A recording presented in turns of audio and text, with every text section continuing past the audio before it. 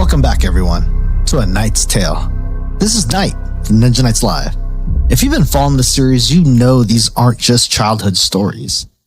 These are moments that never left me, fragments of the past that feel more like warnings than memories. Tonight, we continue about the house across the street. That house was the largest property in the neighborhood, surrounded by 8-foot stone walls, crowned with jagged, foreboding iron gates. At first, it seemed like they were meant to keep people out.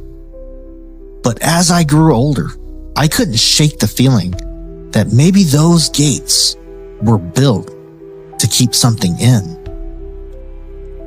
Now, those gates were thick, heavy, and sharp with spear-like finials. You know, the tips of iron gates that look like spears.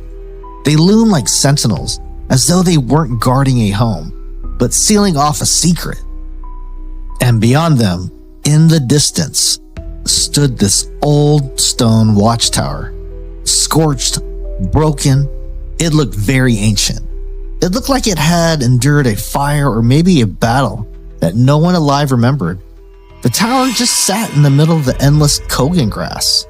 It was so dense and tall, it could swallow a grown man whole. As a child, I'd stare at those fields, knowing if I ever stepped inside, I might never find my way out. But the tower, it never looked abandoned. It looked watchful, almost alive, as if whatever the gates were built to contain, the tower was there to monitor. Now, when my parents were house hunting, they were shown this estate.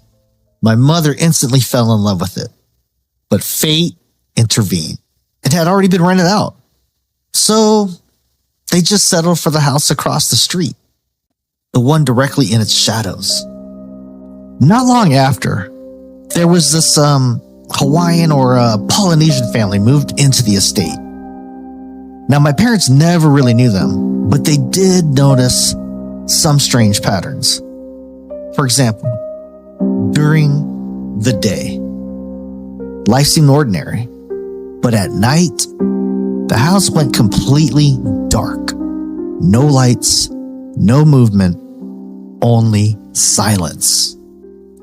Sometimes faint noises would slip across the street. Arguments, cries, or what sounded like voices carried to the walls. Now, my parents could never make out the words. It was as if the house itself was speaking in tones it didn't want anyone to understand.